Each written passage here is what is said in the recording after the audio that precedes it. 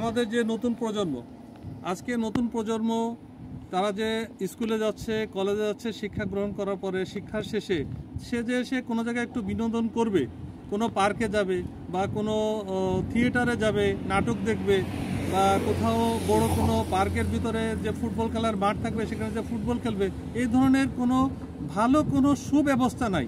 যে কারণে আজকে দেখবেন যে গ্রাম অঞ্চলে যে এই মাদকের দিকে বাচ্চারা যে ঝুঁকে পড়ছে, এটাও তার একটা কারণ।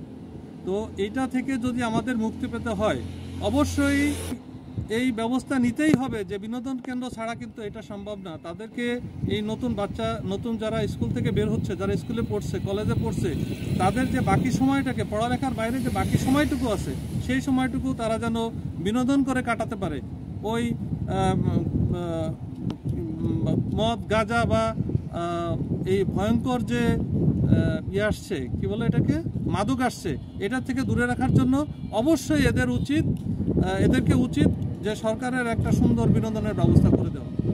একটা জিনিস আপনারা দেখলে বুঝতে পারবেন যে আজকে মহাসড়কের পাশে এই বিনোদন করতে এসে এবং এই সময় কাটাতে এসে, তার যে পড়ালেখার বাইরে যে সময়টুকু আছে, এই সময়টুকু কাটাতে এসে বিভিন্ন সময় দেবেন একটা বড় ধরনের অ্যাক্সিডেন্ট ঘটে যাচ্ছে।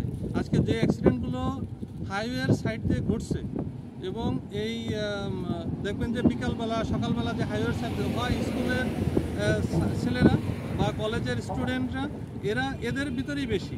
কারণ এরা এই স্কুল শেষে, কলেজ শেষ করে যখন তারা এই সময় কাটাতে আসছে এই রোডের সাইডে, তখন দেখবেন এই ছোটো ছোটো বাচ্চারা এরা এই হাইওয়ের পাশে এই অ্যাক্সিডেন্টের শিকার হচ্ছে।